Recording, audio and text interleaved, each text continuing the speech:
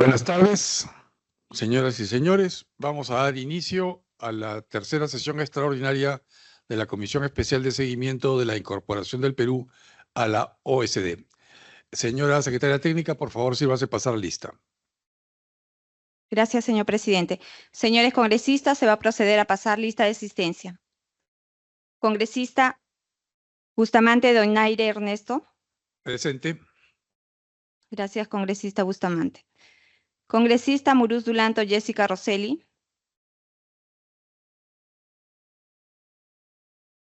Congresista Salguana Cavides Eduardo.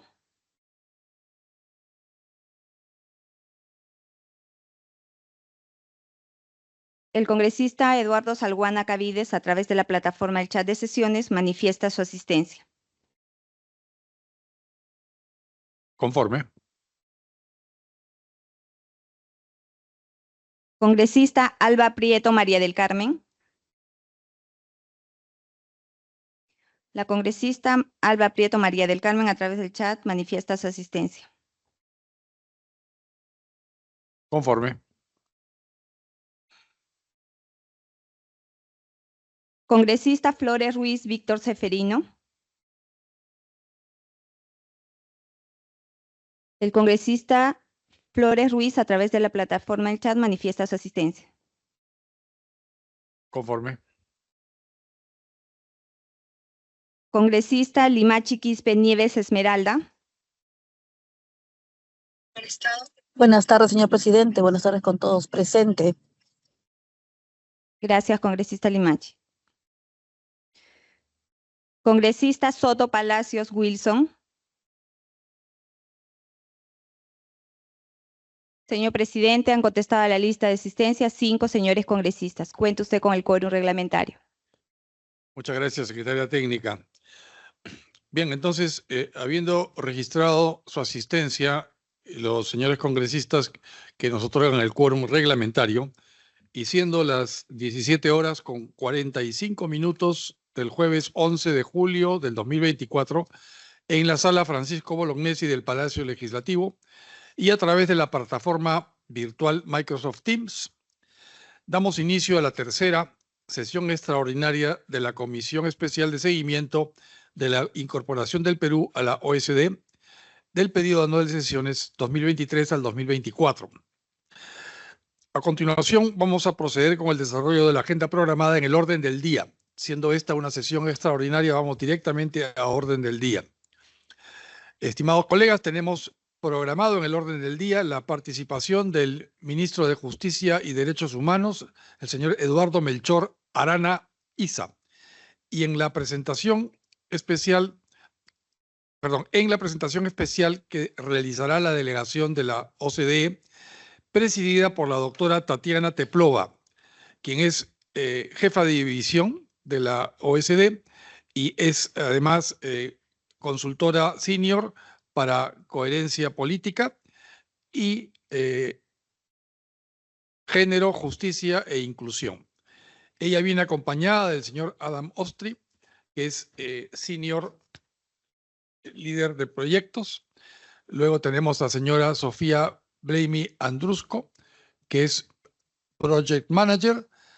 Además, la señora Elena Portilla Otlianitskaya, quien es consultora legal local, y la señora Gandia Robertson, que es la consejera legal senior de la OECD. Ellos nos visitan con la finalidad de efectuar la disertación del estudio sobre la justicia en el Perú de la Organización para la Cooperación y el Desarrollo Económicos, OSD o OCDE. Entonces, vamos a suspender la sesión por breves minutos para que los invitados puedan terminar de arribar y acercarse a la sala Francisco Bolognesi. Gracias.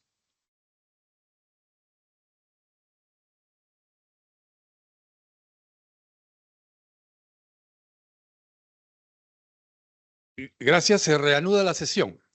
Estamos consignando la asistencia del congresista Wilson Soto. Por favor, señora secretaria técnica, si lo puede anotar. Gracias. Bien, queremos dar la bienvenida al señor Eduardo Melchor Arana-Iza. Él es ministro de Justicia y Derechos Humanos. Él viene acompañado de los viceministros, el señor Juan Enrique Alcántara Altamirano, y viceministro de Justicia, y el señor David Charles Napurí Guzmán, viceministro de Derechos Humanos. Saludamos además la presencia de la señora Narcisa Bladulescu. Ella es jefa de la sección política, prensa e información de la delegación de la Unión Europea en Perú. Ella nos visita en esta oportunidad. Bienvenida. Asimismo, quiero saludar a la señora embajadora Ana Rosa Valdivieso Santamaría. Ella es alta representante del Perú para el proceso de adhesión del Perú a la OCDE. Le damos la bienvenida a la embajadora. Y te queremos saludar la presencia de nuestros invitados, la señora Tatiana Teplova. Ella es jefa de división de la OECD, es consejera senior para coherencia política, género, justicia e inclusión.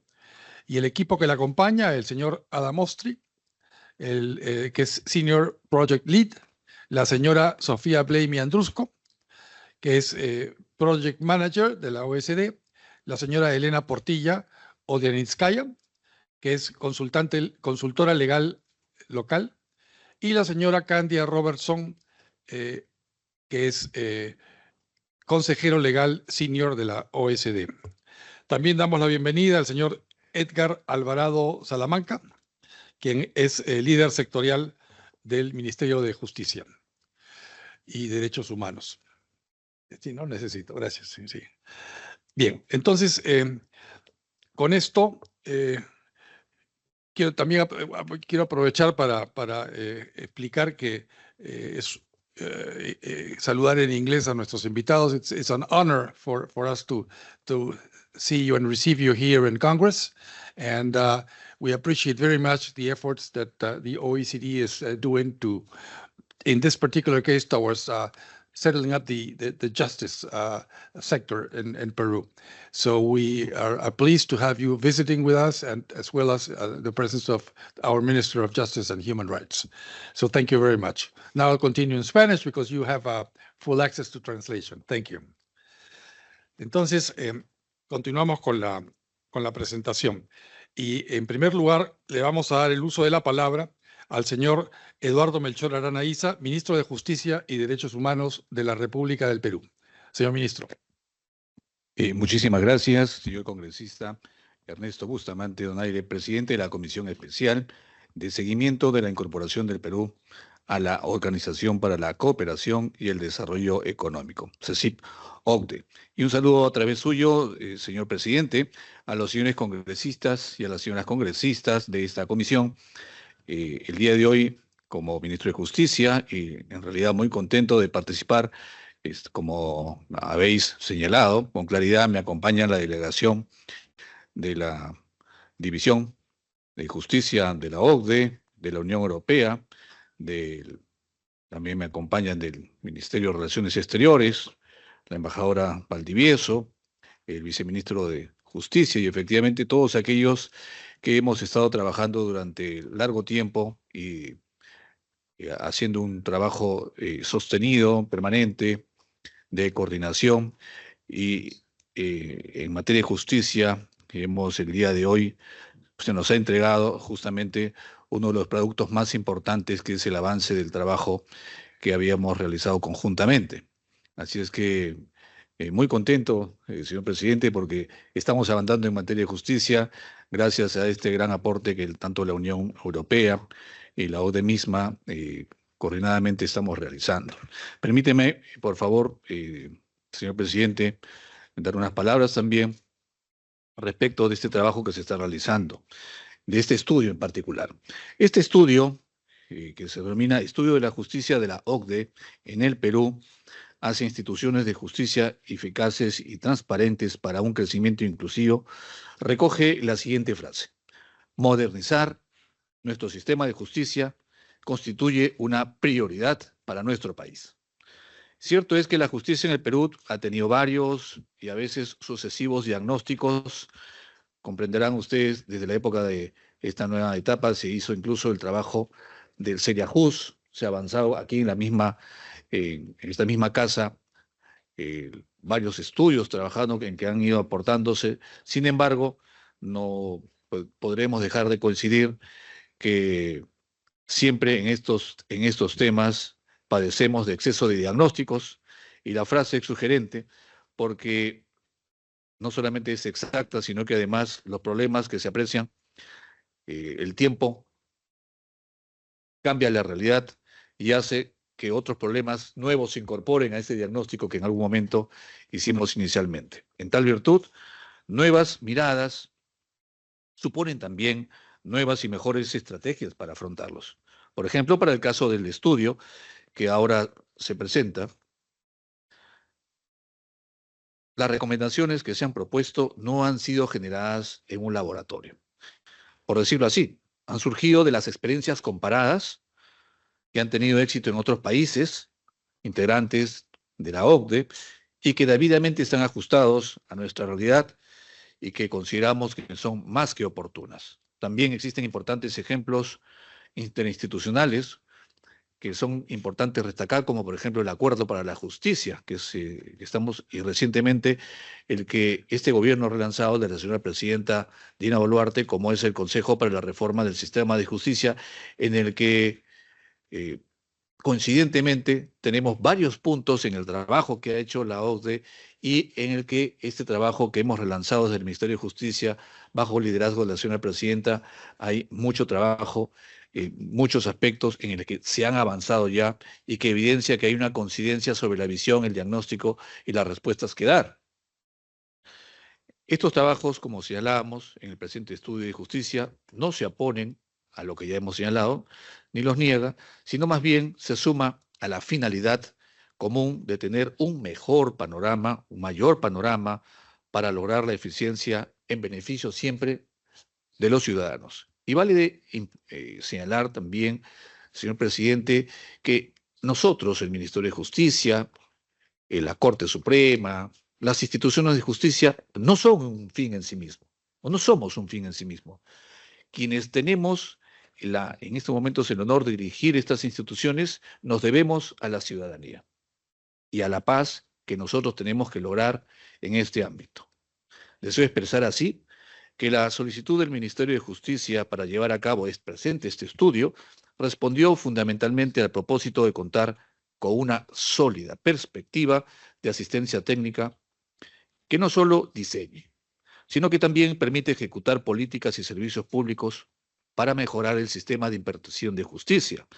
Y aquí viene un tema que también quiero resaltar, con especial énfasis, el enfoque de los servicios centrados en las personas más vulnerables.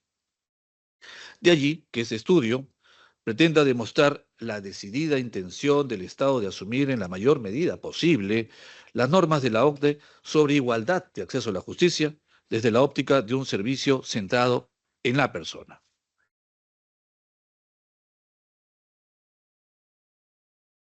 Presentamos ofrece un análisis sumamente exhaustivo sobre nuestro sistema de justicia y sobre su funcionamiento, realizado por un equipo multidisciplinario de expertos, entre los que se cuenta tanto la perspectiva de un homólogo nacional como el asesoramiento de los representantes de los países miembros de la OCDE con sede en Lima, incluida la delegación de la Unión Europea en el Perú. El estudio también ha realizado una comparación entre las buenas prácticas de los países miembros de la OCDE con las situaciones concretas en el Perú. Por ello también incluye, como hemos mencionado, recomendaciones de políticas públicas y prácticas para las autoridades nacionales y los encargados de formularlas. Un punto importante también aquí a resaltar brevemente es que este estudio de la justicia es independiente de la evaluación que sobre Perú viene realizado el Comité de Gobernanza Pública en el contexto del proceso de adhesión de nuestro país a la OCDE, que como recordamos inició el 25 de enero de 2022. Dicho de otra manera, nuestro estudio lo que hace es incorporar en su perspectiva, en su dimensión, aquello que significa lo global para insertarnos a la OCDE. No obstante ello, las recomendaciones formuladas en el presente estudio se constituyen en una muy valiosa guía o protocolo con el caro afán de acercar a nuestro país a las normas y mejores prácticas de la OCDE. Y en tal virtud, estamos seguros que nos serán sumamente útiles para servir como apoyo técnico en la implementación de las medidas que puedan ser relevantes en el contexto de nuestra solicitud de adhesión. En este sentido, estimamos que las recomendaciones de mejoras del sistema de justicia en este estudio se tornan en una oportunidad ineludible para que, como país, asumamos los retos y desafíos estructurales relacionados con el acceso a la justicia y el Estado constitucional de derecho, atenuando lo más posible las limitaciones en la implementación de importantes temas judiciales para el acceso de las personas a los servicios de justicia. En esta línea, el análisis, las conclusiones y recomendaciones que ofrece este estudio de la justicia no se quedan en el exclusivo plano de la especulación intelectual del gabinete, como habíamos dicho, sino que hunde sus raíces en situaciones concretas, específicas, cotidianas, en aquellas buenas prácticas que han demostrado mejorar los resultados en materia de justicia también en los países miembros de la OCDE.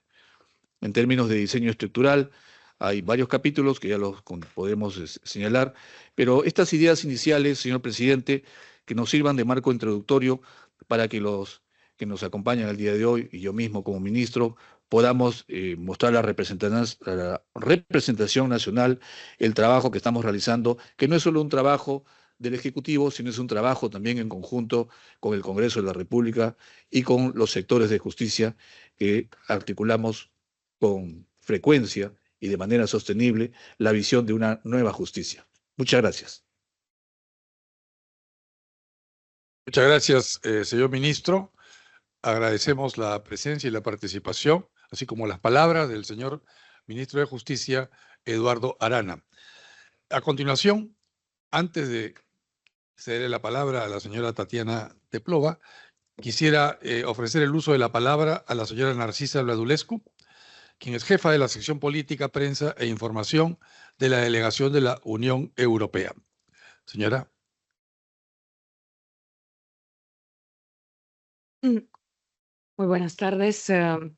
Excelentísimo señor Ernesto Bustamante, presidente de la Comisión de Seguimiento para la Incorporación a la OCDE. Excelentísimo señor Eduardo Arana, ministro de Justicia. Estimados representantes de la OCDE, estimada embajadora Valdivieso, representante de la Cancillería, la alta representante del Perú ante la OCDE. Estimado viceministro, es realmente un honor para nosotros, para la Unión Europea, acompañar a los colegas. Sí, damos la bienvenida a la congresista Mari Carmen Alba. Para continuar, como decía, es realmente un gran honor para la Unión Europea, para mí en particular, estar acá y acompañar a los colegas de la OCDE en esta sesión tan importante para discutir, para entender un poco más sobre el estudio, sobre la justicia en el Perú que llegó a finalizar la OCDE. Desde la UE hemos acompañado y apoyado el extenso proceso de diálogo, consulta y reflexión que nos llevó a este día mismo. Quisiera destacar en particular el apoyo del ministro de Justicia, del Ministerio, en todas las fases de este proceso, una potente demostración del compromiso del Estado peruano en su conjunto para promover un decidido proceso de acercamiento a la OCDE. Estamos muy en claro de que este estudio no es parte del proceso de acceso a la OCDE, pero es un feliz no sé cómo se dice, encuentro de unas intenciones que vienen ya desde hace mucho y una realidad que vemos hoy en día, el proceso de acceso del Perú a la OCDE. Y para nosotros es realmente muy importante poder contribuir a la puesta en marcha de reformas estructurales para acercar al Perú exactamente a esta organización. Es una prioridad de nuestras acciones en el país. Pensamos que las recomendaciones y hallazgos identificados en este marco tienen un potencial de convertirse en oportunidades de mejora del sistema. Quisiera, nuevamente lo he dicho esta mañana, lo voy a repetir hoy, apoyamos de manera muy entusiasta la adhesión del Perú a la OCDE, pues consideramos que es un camino seguro hacia una real modernización del Estado. Y este acerca al país a una comunidad con valores y objetivos similares que buscan la promoción de políticas que favorecen la prosperidad, la igualdad, las oportunidades y el bienestar de todas las personas. No voy a continuar con mi discurso porque ya es muy largo, pero quiero reiterar que es importante que la participación del Congreso de la República en todas las fases que tienen que ver con una mejora del sistema de justicia. Tiene un rol importantísimo, como lo dice la Constitución, la separación de poderes, la importancia de la colaboración entre los poderes para asegurar que todo funcione bien para el pueblo peruano. Y estamos acá para decirles una vez más, felices de poder acompañarlos y vamos a seguir haciéndolo hasta que nos diga que paremos. Gracias. Agradecemos las palabras de la señora Narcisa Bladulescu, jefa de la sección política, prensa e información de la delegación de la Unión Europea en el Perú. A continuación, ofrezco el uso de la palabra a la señora Tatiana Teplova, quien es presidenta de la delegación que nos visita, de la OCDE, y además ella es, jefa de la División de Coherencia Política, consejera senior, y para el tema de género, justicia e inclusión. Tiene la palabra entonces la señora Teplova. Señora. Thank you and good afternoon. Dear President of the Special Commission for the Monitoring of Peru's Accession Process to the OECD, Mr. Ernesto Bustamante Donaire, I've done my best. Members of the Commission, dear Minister Eduarda Arana, Vice Ministers, Charge d'Affaires of the European Union in Peru, Narcisa Bladulescu, dear ladies and gentlemen. It really is an honor for me to stand here, in front of you and to present the OECD findings as part of the Justice Review of Peru that we presented this morning jointly with the Minister of Justice and the European Commission. You may know that this review dates back several years, and we actually started the conversation on conducting this review 8 years ago. And throughout all of these years, the Peruvian government has been expressing its commitment to undertake this analysis of its policies and practices in the justice sector. So this project has been lasting for about 2.5 years, and we consider this project of essential importance for the Peruvian people. In addressing you today, I'd like to underscore a number of fundamental principles that are being touched as part of the review and that underpin a just and democratic society from the standpoint of the OECD member countries and many of our partner countries. It's the separation of powers, it's the rule of law, and access to justice for all, especially those most vulnerable members of our society. So when it comes to the rule of law, which is again a pillar of a just society, the review revealed that the Constitution of Peru does indeed provide a fundamental framework for ensuring that the laws are applied.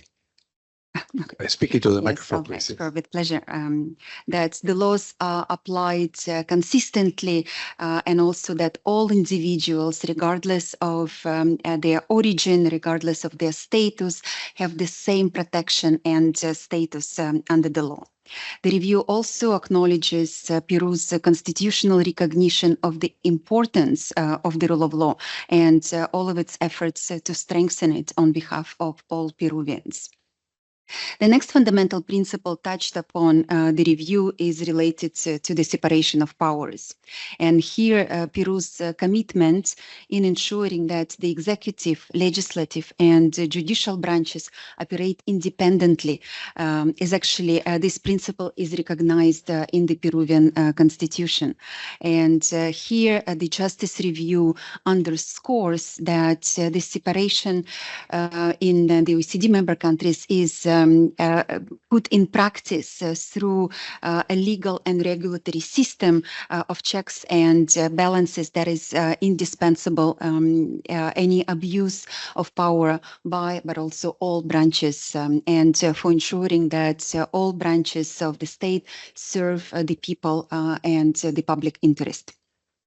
And here, reflecting the best practices and the like-mindedness of the OECD member states, the review underscores that the independent judiciary is also a cornerstone of a fair and transparent legal system in a democracy.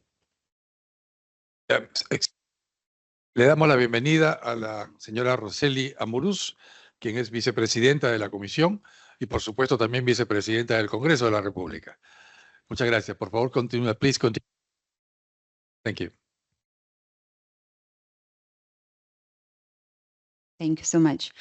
To highlight that the review does indeed underscore the importance of Peru's efforts to safeguard judicial independence, but also to ensure that the courts and the justice system dispense justice fairly and in the public interest. And finally, to highlight that the access to justice principle, which is really, again, the essence of a fair and inclusive society, is really fundamental to the like-mindedness of the OECD countries. And actually, I'm really proud to add that most recently, the OECD members have adopted a new legal instrument, like a standard on access to justice and people-centered justice, again, in recognition of people-centered approaches in delivering justice services.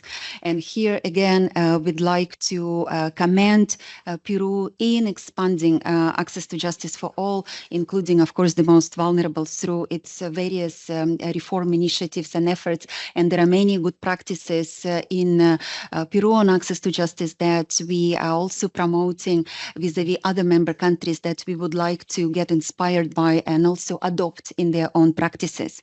And here the review does indeed recognize that the country has overcome many barriers when it comes to access to justice, facilitating the delivery of justice in a manner that is not only blind, but also is accessible and fair to all of the citizens, irrespective of where they find themselves.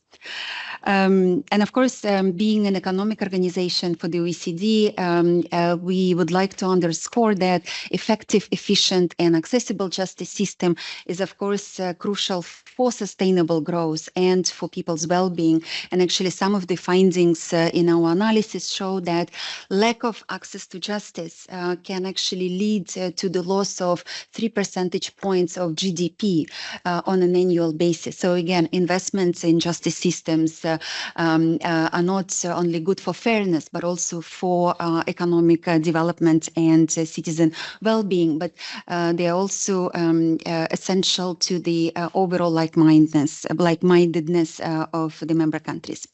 So here, the review analyzed both strengths and opportunities for improvement in the justice system. And what we found that actually all of the stakeholders in the system are keenly aware of what is working, but also what is maybe not working so well.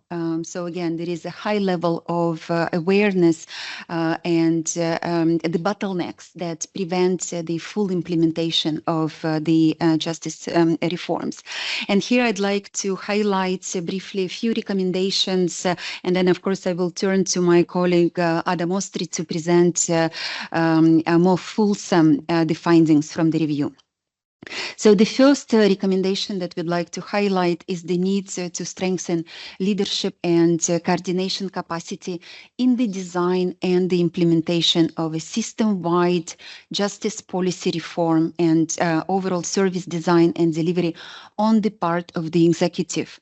And also we encourage the country to take steps to design but also implement coordination mechanisms on responding to the justice needs of the different groups of people on a whole of government basis. So this is really critical to be able to respond to the justice needs where they are, but also in manners that are tailored and responsive to the specific needs that different groups of people have.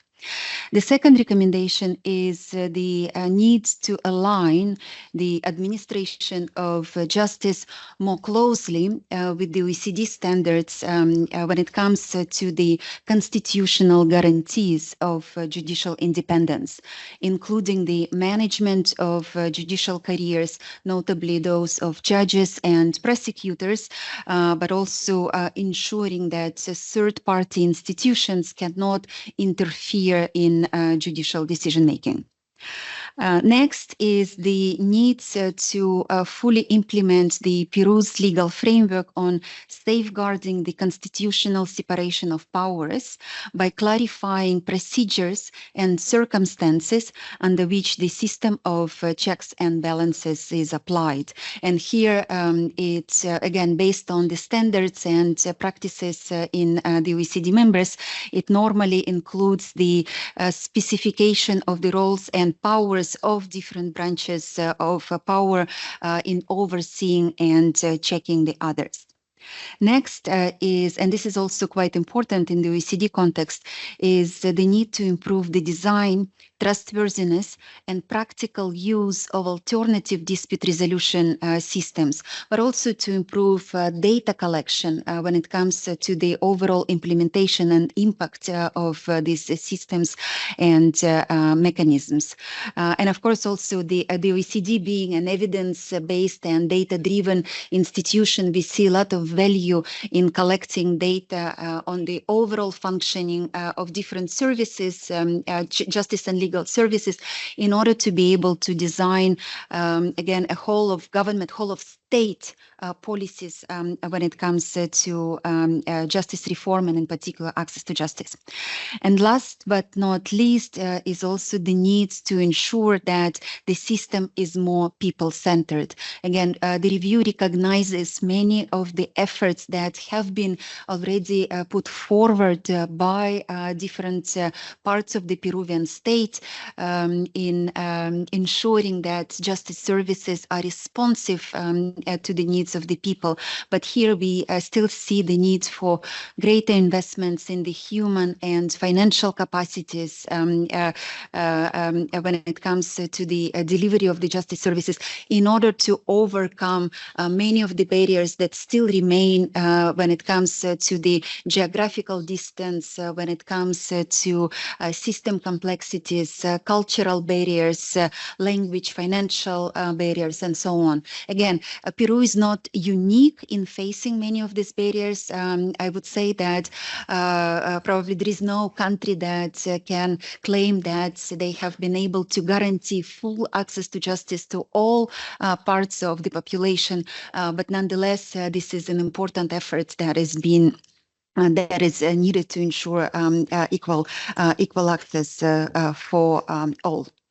And of course, I mentioned it this morning that implementing justice reform in a coordinated manner is really critical. And here the synergy between various stakeholders and of course, including those present in this legislative palace is really crucial. Here, yes, the role of your commission that you play in bringing together different stakeholders, but then also other governmental bodies, civil society, the judiciary, the private sector. So just to say that the fully comprehensive justice reform policy is only possible and only effective when all players work together to deliver something that responds to the justice needs. And here we recognize that there have been a lot of efforts to strengthen coordination mechanisms, capacities, and we encourage Peru to build on this momentum and to build on the existing coordination arrangements to ensure that there is a certain sustainability in the justice reform efforts, also in a way that reflects the multidimensional nature of the justice policies that needs to be put in place. And here again, I'd like to stress the importance of coordination and cooperation across three branches of power and the autonomous institutions, of course, in full respect of each other's independence. And again, this is really paramount, the independence of different institutions responsible for the different aspects of the justice system, but then of course also in ensuring collaboration, cooperation and dialogue. And again, we'd like to stress the importance of dialogue across branches of powers.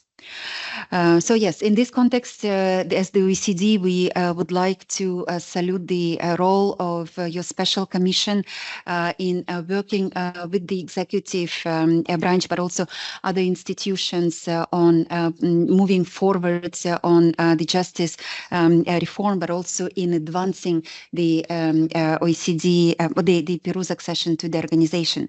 And I'd like to mention, as was already mentioned by Ms. Vladulescu and the minister, that of course this review is not formally part of the accession process. So the accession process is a new development. So I mentioned at the beginning that we started the conversation about the justice review about 8 years ago. We've been working on it for the past 2.5 years, almost 3, and the accession process is a bit more recent. Having said that, we find that the recommendations in this document can also support the implementation of the recommendations that are issued to Peru by the OECD Public Governance Committee that is responsible for the review of the Peruvian justice reforms. So just to say that we see that there are many synergies and a strong link between the advice and analysis presented in this document and the accession process to the OECD. So with this, I'd like to conclude that, of course, as the OECD, we stand ready to continue working with Peru on advancing its justice reforms. You can count on our support, also on access to good practices, lessons learned on what works, but also what doesn't work when it comes to justice reform. And yes, we are happy to answer any questions. And of course, Adam will be able to present much more details on those recommendations that I've talked about. Thank you so much. Thank you. Muchas gracias, señora Teplova, por su participación tan interesante. Muchas gracias, señora Tatiana Teplova. Tiene la palabra ahora el señor Adam Ostry, quien nos va a continuar con la presentación de este estudio. Por favor. The PowerPoint presentation is in Spanish. There's no problem with that, right? It is indeed. All right. Okay. Muchísimas gracias, estimado Presidente Bustamante. That is the extent of my command of Spanish, and I am not going to impose upon you my deplorable level of Spanish, so I will continue in English with my apologies and hoping for your indulgence. This next slide, please. Thank you. This study, this review, is demand-driven. We started discussing this in 2016. At that point, I was the head of unit responsible for public governance reviews. And I had the honor of managing the public governance review of Peru. And it was at that point that the Vice Minister of the Justice Ministry came to us and requested that we conduct a justice review. He was kind enough to introduce us to a series of senior players within the executive as well as within the Poder Judicial and the Supreme Court. We met over the course of 3 years between 2016 and 2019. And we finally came to ground on a framework for the review. Then came the point at which we had to secure financing. But at the same time, what happened was the small matter of COVID. So we did, between 2019 and 2022, manage to secure the financing for the review. And I wish to thank the European Union, who maintained its commitment to finance 2/3 of the review. But I would also like to underscore the fact that the Ministry of Justice provided 1/3 of the funding for this review. Now, that might not be something of any consequence to anybody, but I should point out that it is for the OECD, because it demonstrates to OECD member countries the level of commitment on the part of the government of Peru for justice reform and for the justice review in particular. So I thank you, Minister, and Mr. Vice Minister, for the ministry's support. We began work at the very end of 2021, and we completed it at the very beginning of 2024. So it's essentially a 24-month project, 26-month project. The deliverable is this book. And we have copies. So, and it's in Spanish, as well as in English. The deliverable is the book, and the book provides an assessment of the system and a set of recommendations. The assessment, as I will show you in a minute, is based on extensive engagement with a very broad range of Peruvian stakeholders across the executive and judicial branches, as well as in civil society. I will show you this in a moment. The recommendations were not pulled out of thin air. We didn't simply make them up. The recommendations are based on empirically demonstrated practices that work in OECD member states. The remit of this work was to take a snapshot of the system in Peru, compare it to OECD member countries, because Peru asked us for the benchmarking and asked us for ways to move closer to OECD standards as part of its national objective to modernize the system. And that is what we have done. We've based the recommendations on the assessment that demonstrated in some areas you have made great strides and are close, if not at OECD standards, but in others there are gaps. And where there are gaps, we have recommended ways to proceed. I should also point out that given that this started in 2016, as you know much better than I do, governments have come and gone, presidents have changed, ministers of justice have changed, vice ministers of justice have changed, but there was always one constant, and that was the objective of, as a national strategic priority, to pursue modernization efforts of the system. This review, we hope, will help you pursue that objective. Now, as my colleague has said, and as the esteemed representative of the EU has said, at the same time as we were conducting the review, Peru asked for and received an invitation to begin discussions on acceding to the organization as a member state. So while this review predates the accession process and is not linked to it, the fact is that both the findings and the advice are relevant to the accession process.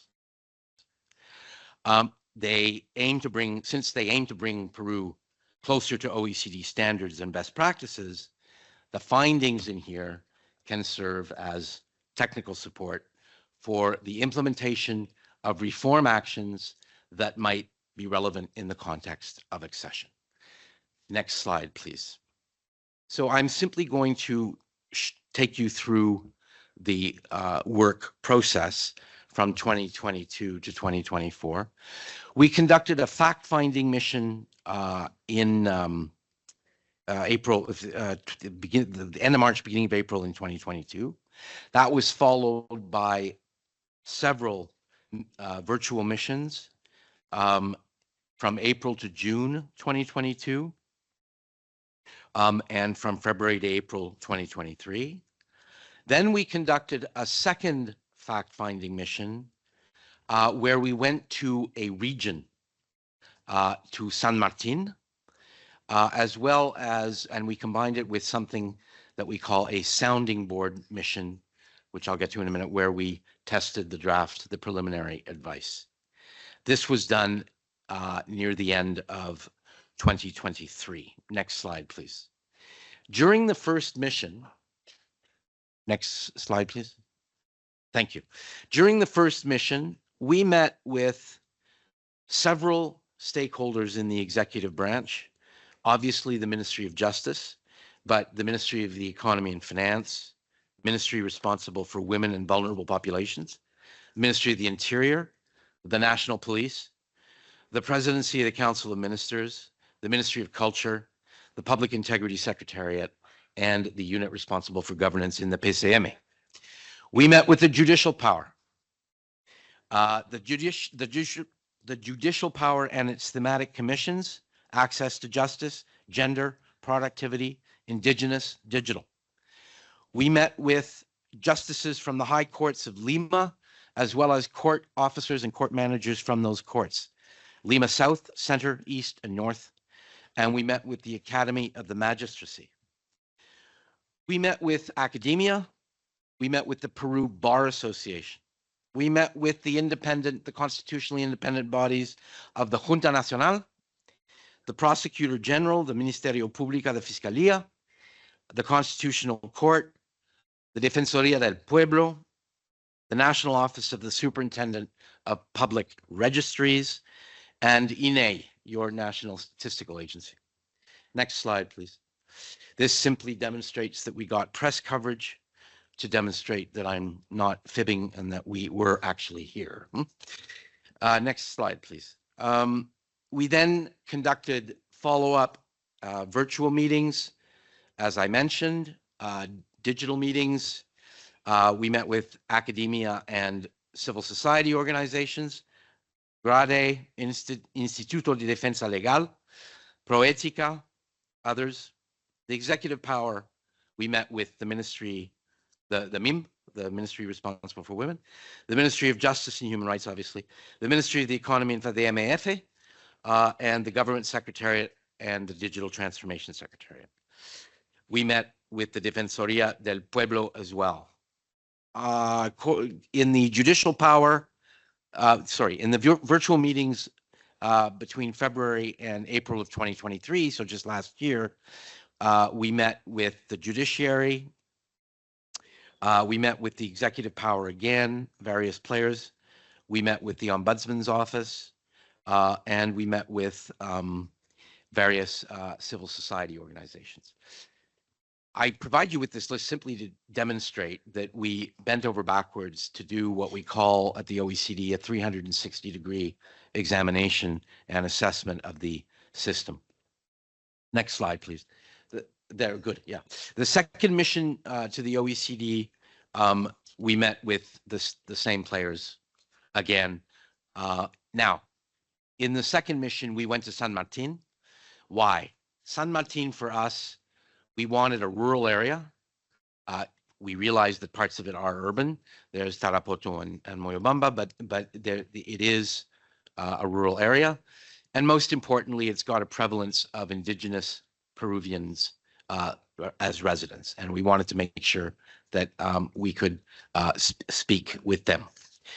We met with a whole series of local players from the judicial power, the executive power, the indigenous groups, people with disabilities, women. We met with the local ombudsman's office, etc. Next slide. Again, pictures to demonstrate that we were actually here. Next slide. Again, more pictures, pretty pictures to show that we were actually here. Next slide, please. Okay, the findings. First and foremost, as my colleague, Dr. Teplova said, Peru attaches significant importance to the rule of law. This is not a throwaway line. This is very important. And we underscore this not necessarily only for Peru. Peru already knows that. We underscore it for the other audience of this, which are OECD member states. So it's important that OECD member states see that you attach importance to the rule of law. There was and remains a high level of awareness and interest in the project across a wide range of justice institutions in Peru. This was demonstrated to us by the active participation over the 2.5 years of these players. We've been to countries where we just get a big yawn, or people don't show up to the meetings after they've agreed to meet, et cetera, et cetera, et cetera. And one of the constants in Peru was that the stakeholders not only showed up, but actively participated. And when they committed to provide us with data and written evidence, they did so. Successive governments, as I mentioned at the start, have shown a clear strategic sense of the importance of the modernization of the justice system and of where the country needs to be in this area. And they have made key progress in implementing reforms to move the country down the road toward greater systemic modernization. All of these elements constituted for us a strong foundation for strengthening the justice system and effective access to justice. This review aims to support Peru in implementing its justice reforms in accordance with OECD good practices. Next slide, please. But several challenges remain, as you no doubt know. In no particular order, and as my colleague has given you an idea from a strategic perspective, there is limited coordination and interoperability within and between institutions across the system, which is exacerbated by a limited capacity of the executive, notably the Ministry of Justice, to play a leadership role in policy design and in policy coordination. I wish to underscore that in OECD countries, the whole of state leadership provided in the design and pursuit of justice policy is led by the executive branch, usually through a Ministry of Justice. Peru obviously has a Ministry of Justice. We have our esteemed colleagues here. But what we found is that when the Peru system is compared to OECD member states, there is a kind of systemic weakness in the capacity of the executive to lead the whole of system justice policy design. That is partly caused by a lack of resources, but we also found that there is sometimes an ineffective use of resources, an ineffective allocation. So there's this kind of dynamic tension. But the fact is that there appears to be a lack of resources assigned to the executive branch to play its leadership role, or at least its policy leadership role in the same way that OECD countries do.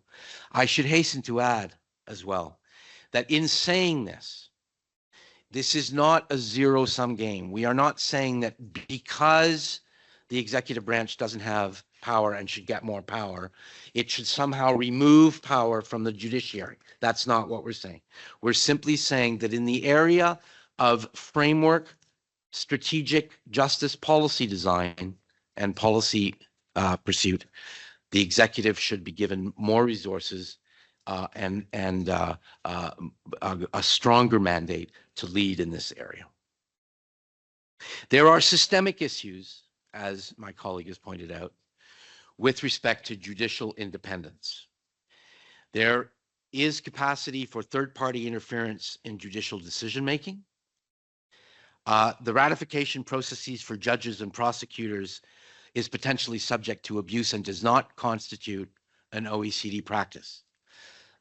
I hasten to underscore that the review does not say that Peru should not engage in evaluating judicial performance.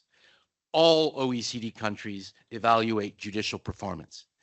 What we are saying is that the particular process that is used here does not, when the snapshot was taken over the course of the last 2 years, does not constitute an OECD practice and could be subject to abuse. This is exacerbated by the fact that there is a high number of provisional judges and prosecutors. If you look at the data, Peru has an unusually high number of provisional judges and prosecutors. This can leave the door open for systemic abuse, corruption, and political interference in the judicial decision-making process. We found that there is now this all sounds overtly negative, but the thing is that what we've been asked to do is find those areas where there are gaps. So I'm describing the gaps at the moment. There is a lack of ring fencing of constitutional control mechanisms that are usually in place to give effect to the constitutional guarantee of the separation of powers.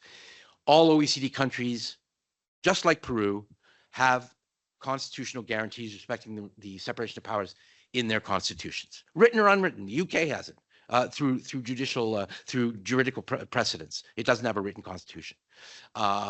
They all do. What we're saying here is that in many, if not all, OECD countries, there is a legal and regulatory framework in place to govern how each branch exercises its authority.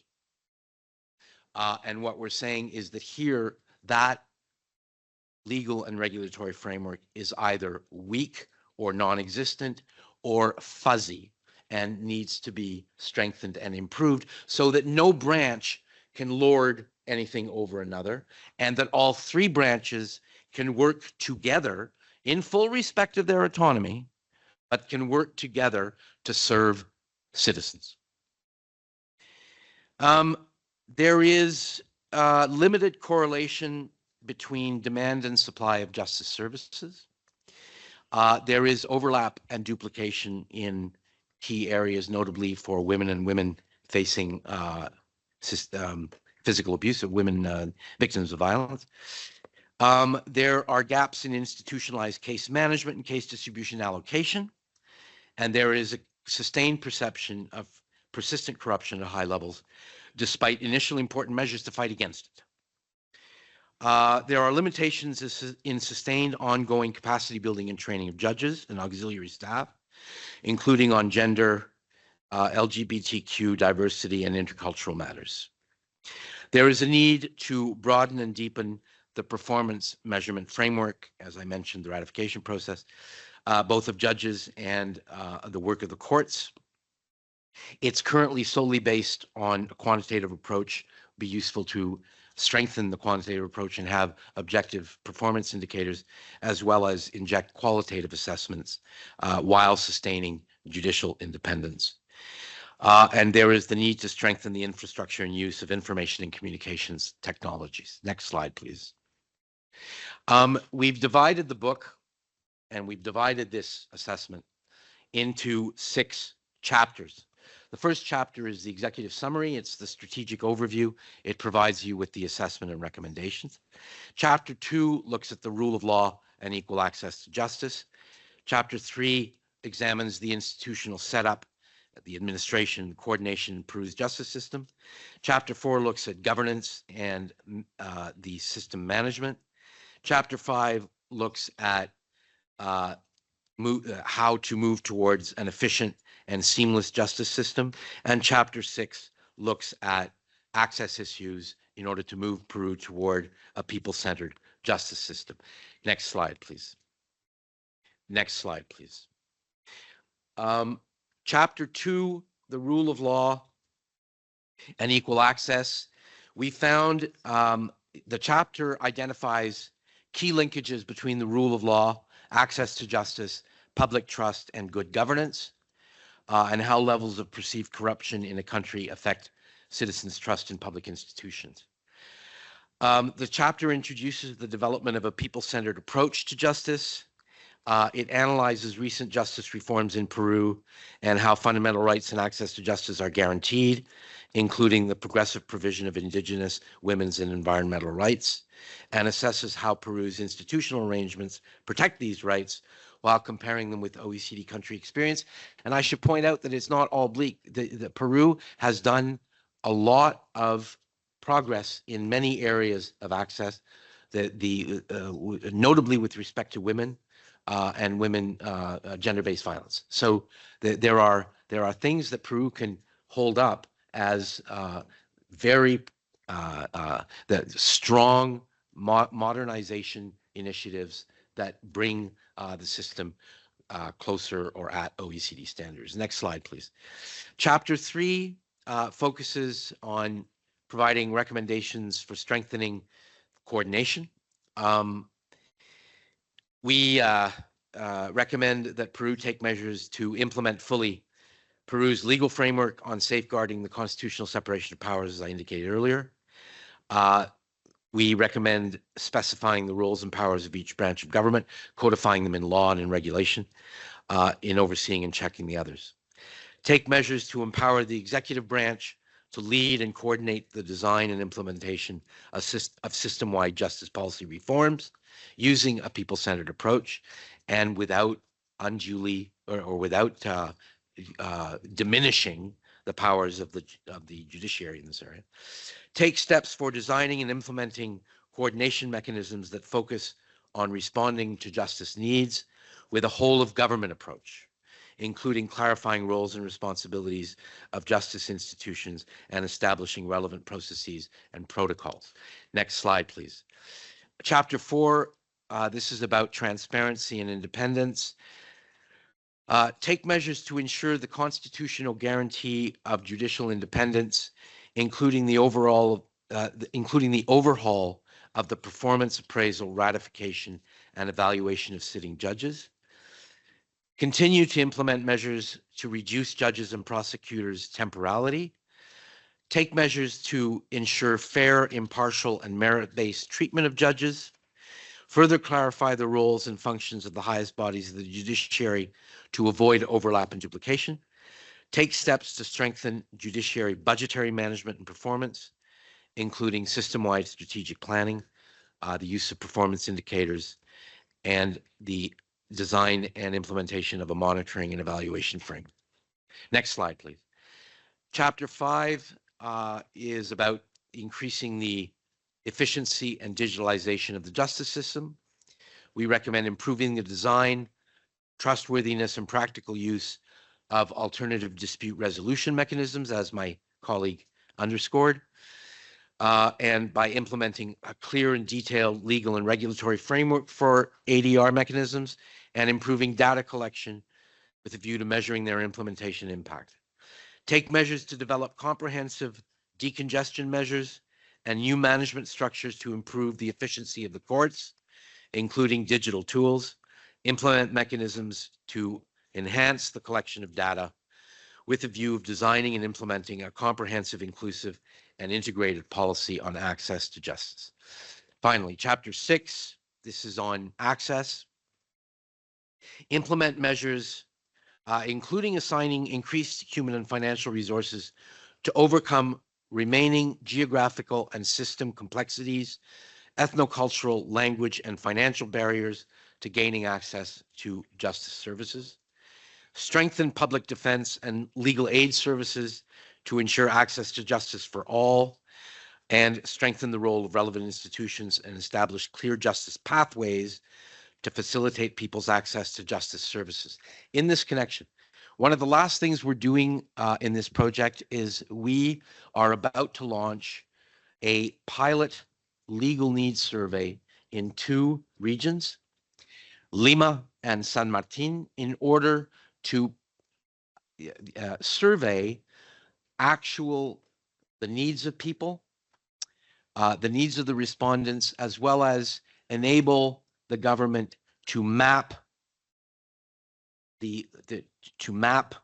service needs against service provision, and to identify pathways for individuals who need the services, how they go about getting them. This tool, the Legal Needs Survey, is a tool that is used widely in OECD countries. One of the early leaders in this area is the Republic of Colombia, and we have a peer who is working with us on the Legal Needs Survey in these 2 regions. The purpose of the Legal Needs Survey is severalfold. First, it's to enable us to complete the service mapping document that forms part of this and that will be delivered at the end of the calendar year to the Ministry of Justice. That document assesses, it drills down into access issues and assesses the capacity of the government to identify needs, where they're located geographically, which population groups need what most, and to direct services to those most in need. And the second thing is that the data will be able to be used in any subsequent reforms that Peru would like to engage in over the course of the next while, linked to, but not necessarily linked to, the accession process. And finally, and most importantly, we are ensuring that INE works with us on this so that eventually this pilot survey can be scaled up and administered nationally on a regular basis every 2 to 5 years, depending, so that the data and evidence that is generated through the survey can be used to design and implement policy and services in the justice area that are based on empirical evidence relating to needs. It's a crucial tool that enables policy development and service design in a way that does not exist now. That, ladies and gentlemen, concludes my remarks. I thank you very much for your time and for listening to me, and we look forward to the discussion. Thank you, Mr. Astry. Agradecemos al señor Adam Astry por su presentación. Continúa. ¿Alguien más? ¿Ahí terminó? Ya. Bien, agradecemos entonces las presentaciones de la doctora Tatiana Teplova y el doctor Adam Astry sobre el estudio sobre la justicia en el Perú de la Organización para la Cooperación y el Desarrollo Económico, OSD. Con esto quisiera abrir el debate de manera de que podamos tener comentarios o preguntas de los congresistas participantes.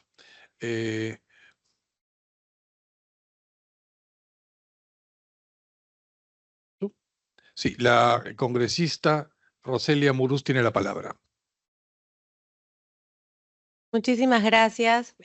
Primero, saludar al ministro de Justicia, a toda la delegación de la OCDE que vienen desde Francia y a la embajadora que siempre estamos trabajando de la mano en esta importante misión de seguimiento para que el Perú pueda pertenecer a esta importante organización, ¿no? Gracias, presidente, también. Quería solamente tocar unos puntos respecto a las recomendaciones que lo dijo Tatiana Teplova, que es la Head of Mission de la OECD, que habló respecto a la garantía de la independencia o de la autonomía de las instituciones. Y en ese sentido quería comentar que el Perú es un país que ha construido el Estado de Derecho sobre el principio de separación de poderes. Inclusive quería aprovechar en que justamente hace poco se ha aprobado la bicameralidad y en ese sentido se va a fortalecer no solamente la representación y la aprobación de las leyes, sino también va a haber mucho más equilibrio de poderes porque ya no va a poder disolverse el Congreso, sino siempre va a pertenecer el Senado protegiendo, ¿no? este primer poder del Estado y fortaleciendo el equilibrio de poderes. En el sentido también que habló de asegurar que el sistema de justicia tenga una capacidad financiera. En ese sentido sí quería aprovechar que está el ministro de Justicia porque es el Ejecutivo quien tiene que evaluar el presupuesto, ya que son ellos, ¿no?, los que manejan el presupuesto nacional, ¿no? Básicamente eso, y también en los avances que el Perú ha venido desarrollando en lucha contra la corrupción y la criminalidad. En ese sentido, el Congreso modificó la Constitución para darle facultades a la Contraloría General de la República a fin que levanten el secreto bancario de cualquier funcionario que cometa irregularidades. Entonces venimos avanzando en la lucha contra la corrupción. Eso es todo. Muchas gracias. Gracias, congresista Muruz. Tiene la palabra la congresista Alba. Por favor.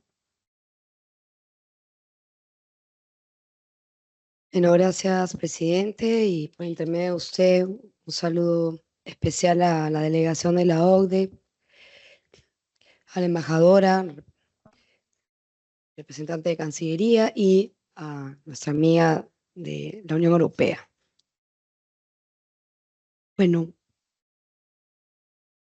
este tema para ingresar a la OCDE es fundamental. ¡Ay, el ministro! Por favor, el ministro de Justicia. Disculpe, ministro. Y bueno, agradecer ese trabajo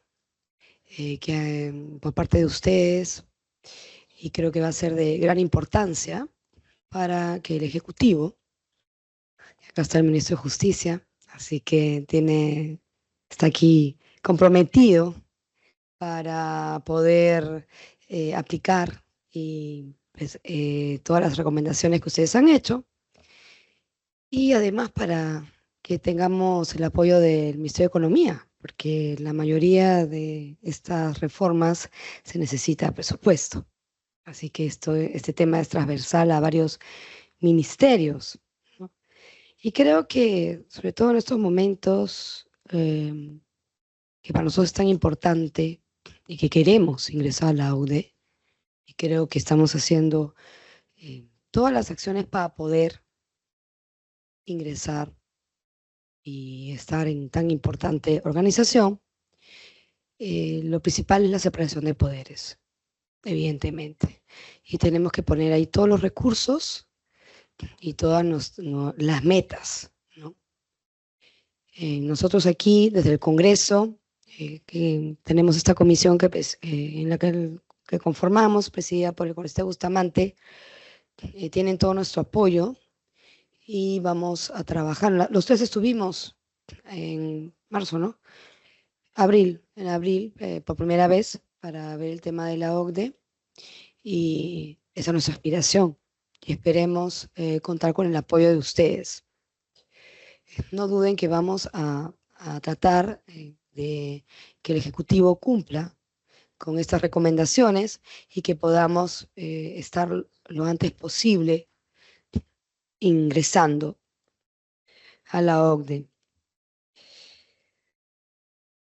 Tengo algunas consultas sobre el tema, a ver si lo pueden resolver. Una de las recomendaciones a mediano y largo plazo que señala el estudio de justicia de la OCDE en el Perú es referente a que para implementar la recomendación referida a diseñar e implementar una política integral e integrada de acceso a la justicia en el Perú, es necesario implementar un enfoque estratégico con una definición más amplia del derecho de acceso a la justicia, lo que podría conllevar a cambios constitucionales. Teniendo en cuenta que esta recomendación es de índole legislativo, con el propósito de implementarse la misma, quisiera que pudiera darnos un mayor alcance sobre cuál debería ser el enfoque de la misma. Otra pregunta. Respecto a las recomendaciones para las reformas en el sistema de justicia, ¿cuál es el rol que debe desempeñar el Parlamento para su priorización y aprobación? Otra pregunta. ¿Cuál es el plazo que se estima para la culminación del proceso de evaluación para la incorporación del Perú? Y respecto a las recomendaciones que se han emitido, ¿cuál es el avance en su implementación y cuáles deben de ser priorizadas? Eso es todo, presidente. Muchas gracias, congresista Mari Carmen Alba. Le cedo la palabra a la doctora Tatiana Teplova para que tenga bien contestar las preguntas de la doctora Alba. Gracias. Yes, thank you so much. I'm happy to provide a few reactions, but then I also invite my colleague who actually is responsible for the accession process in the OECD to answer questions related to accession. But when it comes to the substantive recommendation on the importance of designing a comprehensive policy to design and deliver a full spectrum of legal and justice services to implement the legal needs. Here, what is being put in practice is the new OECD standard that I mentioned in my introductory remarks on the people-centered approach to justice. So that actually what is important is to understand the nature and the types of the different legal needs experienced by the different groups of the population, be that indigenous communities, be that women victims of violence, be that the elderly groups. So without assuming on the part without assuming on the part of the state that we know what those needs are, actually getting the information either as part of the survey that Adam was talking about or other ways of collecting information, and then designing a system and a policy and a service delivery strategy to help address those needs. In remote geographical areas, are the courts that located, let's say, in Lima or in big cities, the best response? Or, for instance, we know that there are some kind of mobile justice initiatives that can provide the best response to those needs. So it's really looking at it from a comprehensive perspective and thinking what type of service is necessary and adequate and appropriate to the specific population in the specific circumstances. And this is where it is not just about the courts. Courts are a critical part of the justice system, but it's also about the alternative dispute resolution mechanisms. It's about the legal defense, legal aid, and so on. So it's really about a comprehensive approach. And also maybe one last point to make is that it's also about the whole of government response response to these needs, because we know from the OECD work is that these legal needs, justice needs, are often connected to employment issues, to health issues, to access to services issues, and basically how different parts of the system can work together, for instance, in addressing both the employment issue and a legal issue, because those are so often interconnected. So this would be my general response to what is a comprehensive policy. It's starting with the needs of the people, understanding them in an empirical basis, and then designing a strategy that actually responds to those needs. And what is important there as well is that this strategy is not necessarily more expensive. In fact, by designing services that help better target those needs, actually can be less costly for the state. Because of course you are not providing the same response to all of the needs. Sometimes you just need a bit of a legal support, legal advice. Sometimes you need to go, of course, all the way up to the Supreme Court. But it's not one size fit to all. But of course, everyone should have equal access to justice. I'm not sure. Tiene la palabra el ministro de Justicia, el señor Eduardo Arana. Sí, señor presidente, permítame complementar lo expresado por la señora Tatiana Teplova respecto de las tres preguntas que ha formulado la señora congresista María Carmen Alba. En primer lugar, uno de los aspectos más importantes que quiero recoger de este informe es justamente el hecho de que el informe considera de vital importancia la separación de poderes como un principio fundamental de la vida democrática de un país. Y eso es algo que se debe resaltar en momentos en que la democracia a veces en nuestro medio viene siendo asediada. Y es porque es importante que una democracia respete la independencia de los poderes, porque esto permite también que la justicia fluya de manera independiente. Con relación a su primera inquietud, señora congresista, a través suyo, señor presidente, el concepto de acceso a la justicia nos permite entender que cualquier persona, cualquier ciudadano puede acceder o solicitar los servicios de justicia en cualquier parte del Perú, independientemente de cualquiera fuera su condición, sexo o situación. Lo que no ocurre en la actualidad. La realidad lo que nos dice es a través de los pisos ecológicos, de las realidades regionales e incluso las diferencias sexuales. Es muy difícil en nuestro país que una mujer tenga más derechos que el hombre, más si es andina, más si es madre. Y lo digo por la siguiente razón, como una experiencia personal que la comentábamos en la mañana justamente con el equipo de la OCDE, porque del 1.200.000 personas que atendemos en la defensa pública, que es uno de los, vamos a decir, de los servicios que prestamos a nivel nacional, el 80% son mujeres. De ese 80% son mujeres. Y la gran mayoría son mujeres, madres, solteras, que recurren por problemas de violencia familiar o por pensión de alimentos. En nuestra gestión, a propósito de la visión que tiene la señora presidenta, en mi gestión se han inaugurado 2 módulos de servicio de asesoría legal gratuita en Ucayali, en idioma shipibo-conibo, y en el Cusco, en idioma quechua. Por primera vez tenemos 2 sistemas de asesoría legal que atendemos a las personas en sus idiomas nativos. Y esto se ha trasladado también a la SUNARP. La SUNARP tiene una sede en Cusco que recibe y tramita en quechua.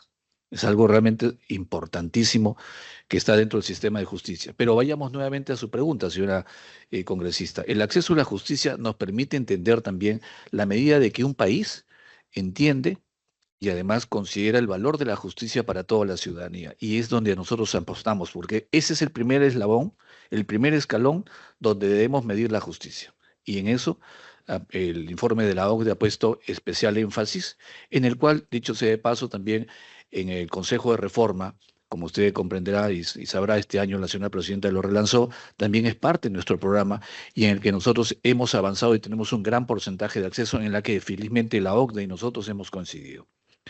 En segundo lugar, respecto de su preocupación sobre el efecto del presupuesto, sí tenemos muy claro que debemos darle un presupuesto muy importante al sistema de justicia, entendiendo el sistema de justicia no solamente al Poder Judicial, no solamente al Ministerio Público, no solamente a la policía, también la defensa. Es decir, que la justicia imbrica o considera varias instituciones y personas y servicios a la vez.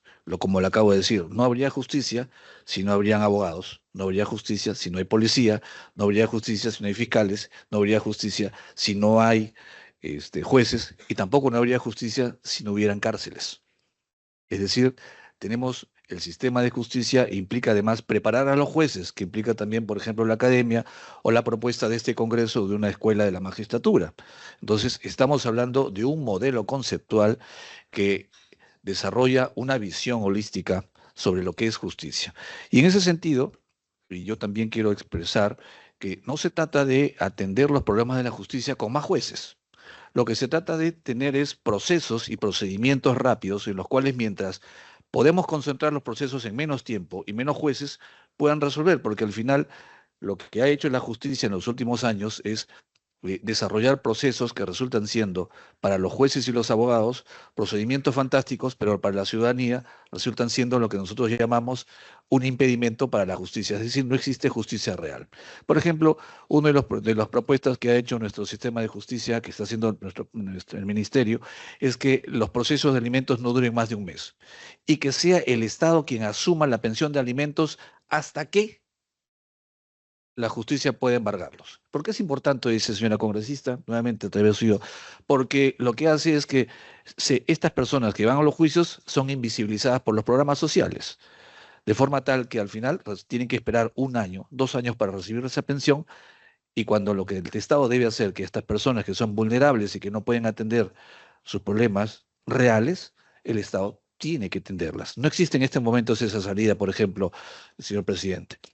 Y finalmente, ¿cuánto dura? Evidentemente, nosotros tenemos que ser claros. Esta es la primera fase, hay una segunda fase que tenemos que hacer. Este diagnóstico, que es muy importante, lo vamos a implementar y nos va a permitir, y evidentemente necesitamos aportes. Estamos haciendo justamente la colecta para que sea así, y esperamos que vamos a lograr también el aporte para ello. Sin embargo, como lo ha señalado muy bien la señorita Narcisa Bladulescu, este es parte de un trabajo muy independiente con relación al gran proyecto que tiene el Perú de ingresar a la OCDE, lo cual no significa que seamos un estanco especial, no, de ninguna manera. Ayudamos mucho a este programa, pero son cosas diferentes. Gracias, presidente.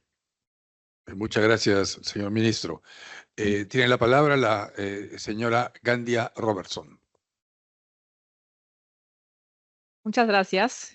Buenas tardes, buenas noches tal vez. Gusto en verlas aquí de nuevo, después de haberlas encontrado en París en el contexto de los días parlamentarios, en el cual participó la comisión también. Con respecto a la pregunta sobre los tiempos para el acceso, por parte de la OCDE no hay un tiempo límite, un plazo para el acceso. Decimos que esto depende del ritmo en el que Perú implemente las recomendaciones de los comités fijados en la hoja de ruta de la OCDE. Entonces, en nuestro punto de vista, estas son las recomendaciones que se deben tener como prioritarias, ¿no? Las cuales son marcadas por los comités, pero también las áreas que son prioridades para las reformas nacionales que el Perú quiere implementar y en los cuales la OCDE estará apoyando. Al mismo tiempo, sabemos que el gobierno tiene el objetivo de finalizar los exámenes de adhesión en 2026, finales de 2026, y creemos que es importante que se tenga un objetivo de país, ¿no?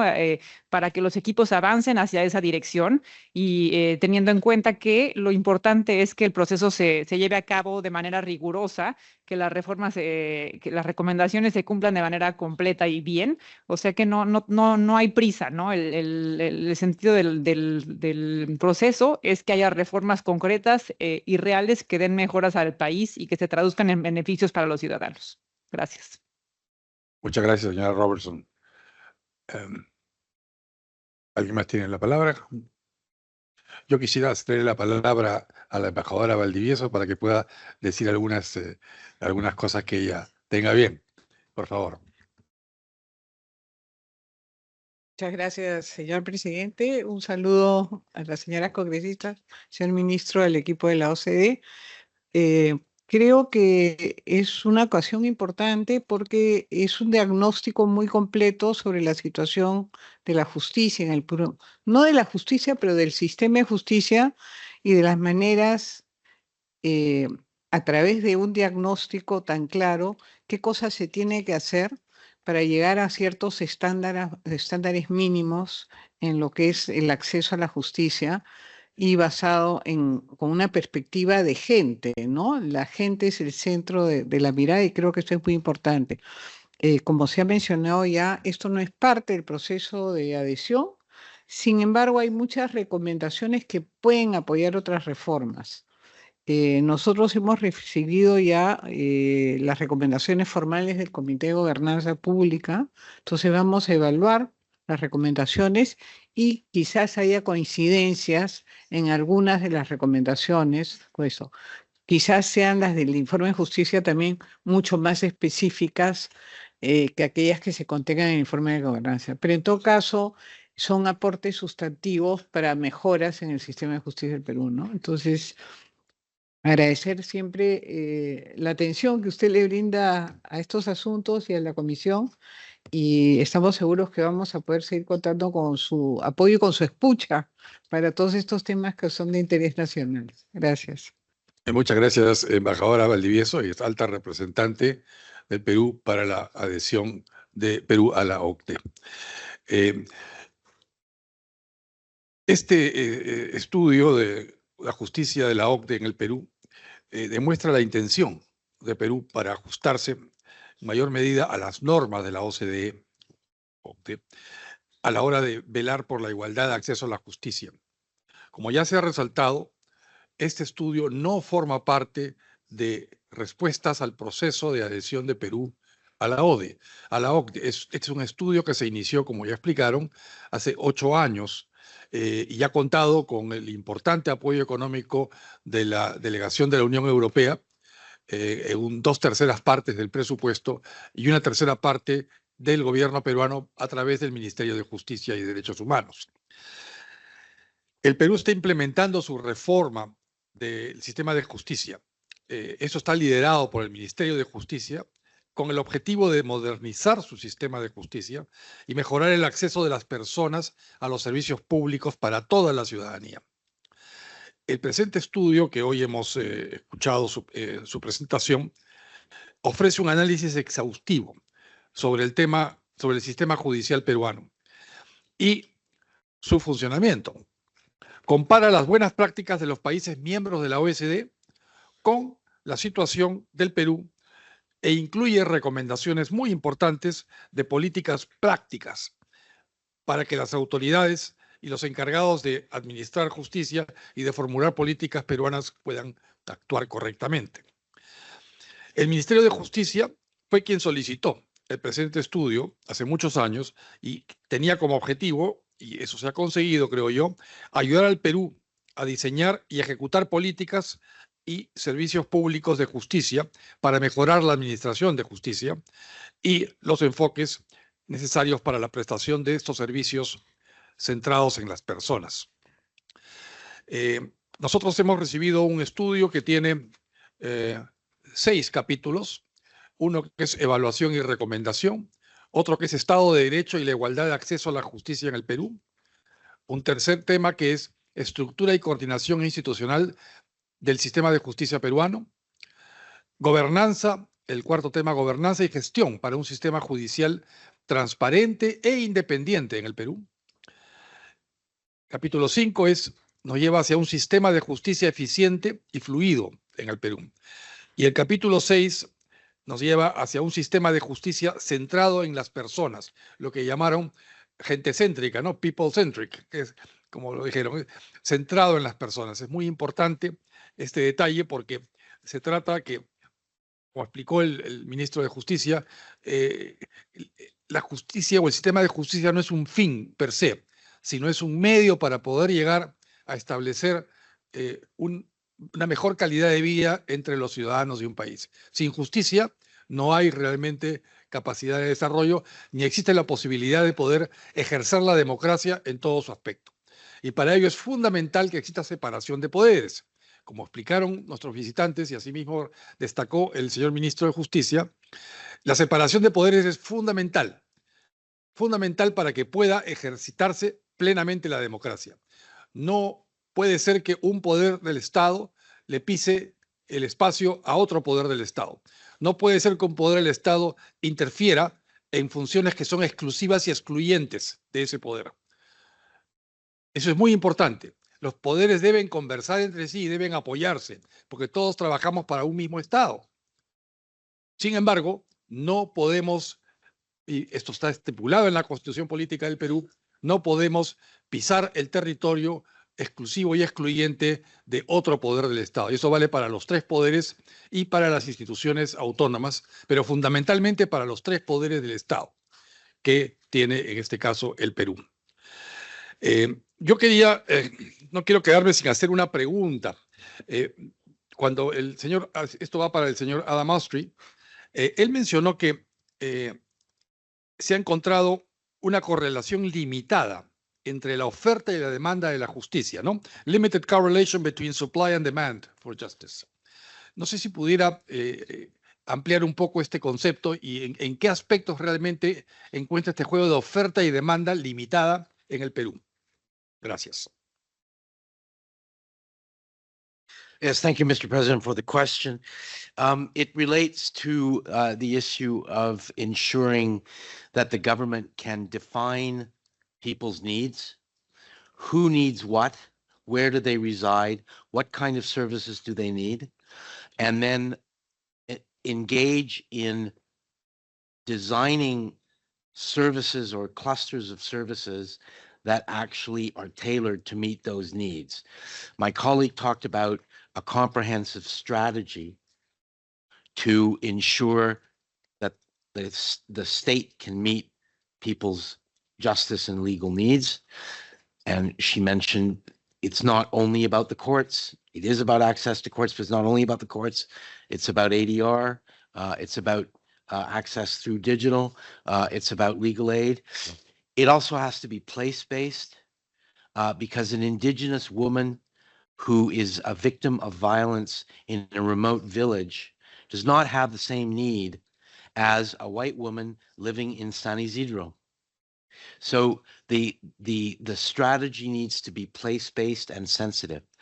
In OECD countries, one of the tools that is used to generate the empirical data and evidence upon which these strategies can be designed is, as we've explained, the legal needs survey. And so we're conducting it now. Peru has already conducted these kinds of things. I know that the ministry responsible for women has conducted needs surveys that are not necessarily exclusively focused on legal ones, but that focus on women's needs. But this pilot is designed to cover most, if not all, of what normally in a society constitutes a legal need. And we're doing it, as I explained, for two reasons. One is to generate some data and evidence to be used in our analysis. But the second reason is to help INE with working with the Ministry of Justice to scale it up and have it applied nationally through INE's household surveys or through the census or however it wishes to proceed, so that it can generate data and evidence regularly on which the government can design access strategies. So to answer your question, what we noticed when we went to the regions and when we spoke to user groups is that there is sometimes either a mismatch or a disconnect. In the case of women's access, there's actually overlap because you've got more than one institution.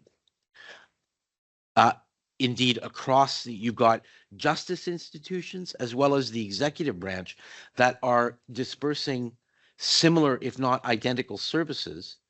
Depending on the resources at their disposal, those services are of varying quality. And it ends up you're wasting scarce public resources. And not everybody is getting access to those services because they're only located in certain regions of the country. And when you're asked, well, do you know where the services are most needed? It's very difficult for the government to say, yeah, we do know, because there's no empirical evidence, because you have no data to demonstrate it. So that's why we're focusing on this, and that is what we meant when we said that. Ok, entonces yo entendería que no es que haya una limitada demanda y una limitada oferta, sino lo que hay es una limitada oferta y no distribuida correctamente, porque no llega a satisfacer la demanda. Y la demanda es la que está incrementada, ¿no? La demanda más bien no está limitada, es la oferta y su distribución. Eso es lo que estoy entendiendo de lo que ha querido decir el doctor Asprey. Yeah, it's either the demand is limited, or it's not met, or it's kind of only partially met. But the bottom line is that you don't have the evidence to determine the degree to which it meets it or not. What we found was that the user groups were saying either we can't get access to the service, or the service is lousy. When down the street they're getting a better. I'm paraphrasing here, but the notion that in certain parts of the country you can get really good services, and in certain other parts you can't, and in other parts you can't get any at all. Perfecto, gracias. Y tengo una pregunta final, y es que yo quisiera saber si es que en algún país de la OECD, de los 38 países que están hoy día conformando la OECD, existe algo similar a lo que veo en Perú respecto del acceso a la justicia. En el Perú hay juicios que pueden demorar 30 años o 40 años, o juicios que de pronto se vuelven a abrir sobre la misma acusación sin nuevas evidencias, simplemente porque hay reclamo mediático, reclamo popular, pero mediático básicamente. Y el mismo caso se ve 1, 2, 3, 4, 5 veces, y todo esto toma décadas y no se resuelve. La gente muere en el camino, la gente olvida los hechos, y sin embargo el acceso a la justicia está pues limitado por este tiempo.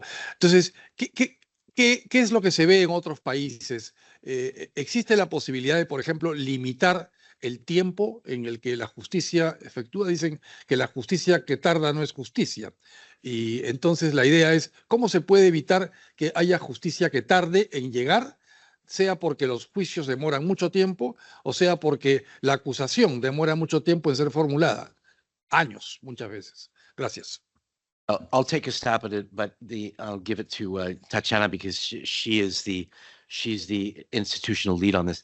In my country, there was a court case that went all the way to the Supreme Court. The man had been found guilty of murder, but the case was thrown out because it took too long for the courts to adjudicate. There's an expression in English that says, justice delayed is justice denied. So wait times, which is part of one of the chapters in the book, wait times is a real issue. When we were doing Colombia accession, this was an issue. Wait times, you could wait sometimes upwards of a decade to get your day in court. This breeds, whether it's justified or not, it breeds perceptions of impunity, where the criminal gets off free and the victim gets no redress. What we propose in the recommendations based on that analysis there are several proposals to optimize case management, and what we also suggest is that we can bring to bear OECD practice to share with Peru, because there are perhaps practices in other OECD countries that can be adapted and applied here. But Tatiana, you're the one who knows. Tiene la palabra la doctora Teplova. Sí, y después el ministro de Justicia. ¿Quiere usted participar? Haga el comentario, por favor. Sí. Ya, la doctora Teplova. Perhaps I'd like to stress 4 points. First is that there is a common trend indeed in the OECD countries to see justice delayed as justice denied. So there are many reform efforts across, I would say, all OECD members to reduce trial lengths. So it is a priority. And I would say that, of course, the lengths of the cases that you mentioned is genuinely not common. And we have seen actually a reduction in the trial lengths in most OECD countries, and not in all, but in most. And the points that I'd like to make is that, well, three probably most relevant initiatives to reduce trial lengths. First is the use of digital tools and data. So the appropriate use of digital tools can go in such a long way in reducing trial lengths. So, and this is an absolutely common trend in, I would say, all countries. Second point is the introduction, but also the effective use of alternative dispute resolution mechanisms. And this is what we've talked about, is that in order to actually reduce trial lengths, it's also important to understand which issues come to the judiciary and why. Should they actually go to the judiciary, or can they be resolved by other means, which are, again, more tailored, more responsive, much cheaper, more affordable, both for the state and for the individuals, and actually are really tailored to the justice issue that these individuals face. So this is the second trend. And then the third one is the planning and workload management for judges. So there are specific performance indicators. There is actual planning and understanding of how long different cases may take, depending on the complexity, depending on the type of the issue, and so on. And again, this can go a long way to reduce trial lengths. We do have a number of good practices in the report. We hope that this will be useful also to support Peru in getting closer to the trend of actually reducing trial lengths. Just because, again, this is a common issue. Peru is not alone in this. Other mentioned the issues faced by other OECD, but also other accession countries. But the trend is actually to reduce trial lengths quite significantly. This is what we are observing in the countries now. Gracias, doctora Teplova. Sí, pues el ministro de Justicia mencionó rápidamente que esto tiene que ver con el hecho de que hay países que aplican el common law, ¿no? La ley común versus nuestro país que aplica el sistema latino, ¿no? Entonces, sin embargo, yo quería señalar que, por ejemplo, el reciente juicio al señor Julian Assange en el Reino Unido tomó casi una década. Y era un juicio en el fondo sencillo, era una extradición por un tema de violación sexual aparente que luego fue desestimado, y luego una extradición a los Estados Unidos.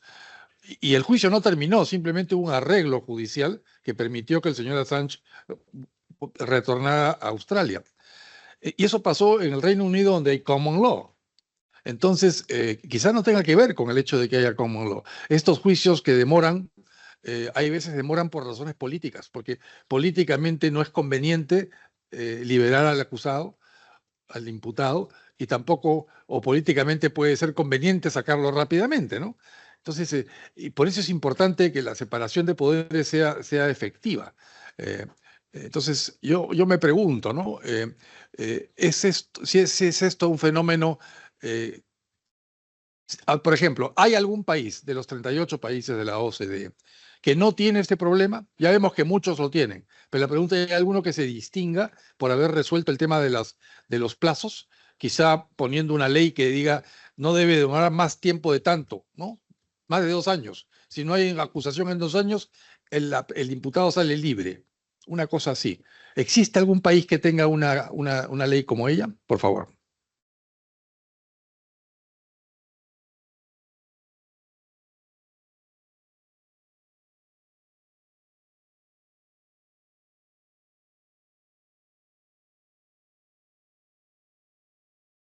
Well, again, different countries have different approaches, including establishing specific targets for the duration of the cases. So I won't be able to give you a specific country, but we do know that there is a trend to also establish time limits on the specific cases.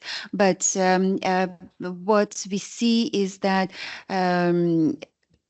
what is important is also to ensure flexibility, because of course, on the one hand, you can have a simple case going on for decades, but then if you put on a target on something that is fairly complex, then it's also not doing due justice. So again, I'm not giving you a precise answer because the practice across the OECD countries is quite varied, and it is also important to ensure enough flexibility in the system in order to deal with different types of the cases. El ministro de Justicia, por favor. Sí, muchísimas gracias, señor presidente.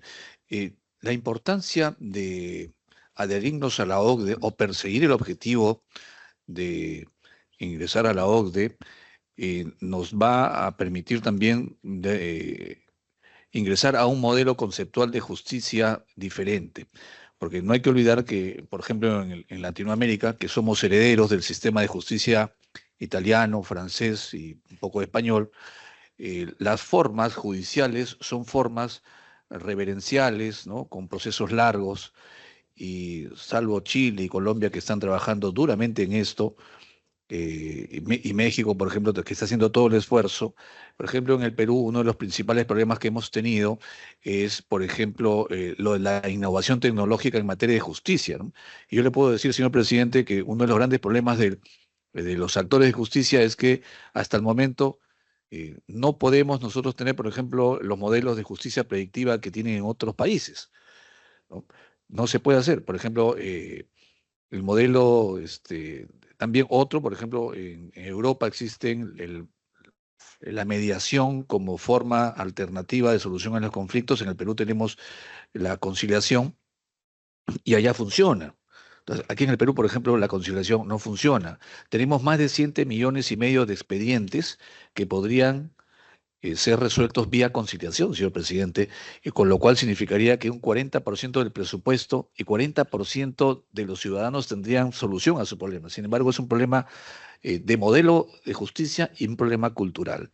Y también el modelo de justicia, por ejemplo, en Estados Unidos, ya que hablamos de un sistema anglosajón, la Corte Suprema no se llena como en el Perú de casos. Allá existe un modelo que se llama el certiorari, en el que uno elige un caso y a partir de ese caso puede resolver todos los demás. Aquí en el Perú tenemos 18 vocales, 18 jueces supremos, que se han convertido ahora en cerca de 10 salas. O sea, ahora tenemos 50 jueces supremos que resuelven miles de casos todos los días.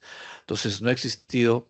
inicialmente existió una voluntad en el Seriajus, luego con las comisiones que se hicieron aquí en el Congreso y recientemente incluso en la Comisión de Justicia, en la que tuve el honor de participar, de ofrecer un nuevo modelo, pero hay un poco de, digamos que hay que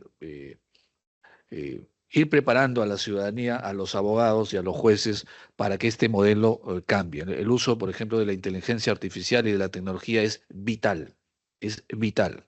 Si no, vamos a tener otra vez, o vamos a seguir con procesos que duren años. Entonces ahí creo que ayudaría muchísimo tener todos estos elementos, presidente. Muchas gracias. Creo que no hay más preguntas ni solicitudes de intervención. No, listo. Entonces con esto yo quisiera concluir esta sesión.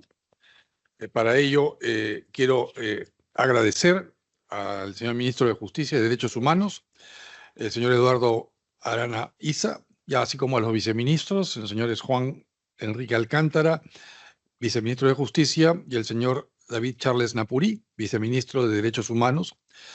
Agradecer a la señora Narcisa Bladulescu, chargé d'affaires de la delegación europea, y, por supuesto, a la señora Ana Rosa Valdivieso, quien es nuestra alta representante, sí, alta representante del nombre técnico que tiene, ¿no? Es la alta comisionada, claro, de Perú para la incorporación de Perú a la OCDE.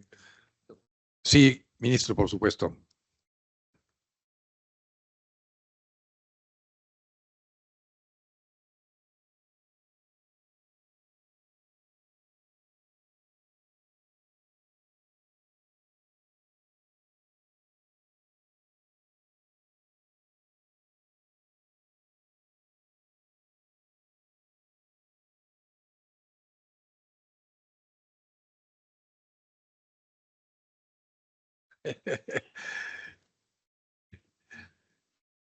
Bien, entonces, con ello, agradezco también, por supuesto, la presencia de la señora doctora Tatiana Teplova, el doctor Adam Ostri, la señora Sofía Blamey Andrusco, la señora Elena Portillo y la señora Gandia Robertson por su gentil participación en esta sesión especial, esta sesión extraordinaria de la Comisión de Seguimiento de la Incorporación del Perú a la OSD.